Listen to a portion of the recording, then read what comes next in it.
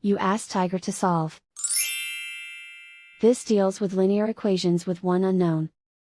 The final result is x equals 2. Let's solve it step by step. Simplify the expression. Expand the parentheses. Simplify the arithmetic. Group all constants on the right side of the equation. Add 36 to both sides. Simplify the arithmetic.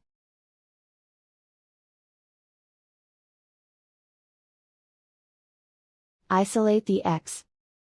Divide both sides by 4. Simplify the fraction. Find the greatest common factor of the numerator and denominator. Factor out and cancel the greatest common factor.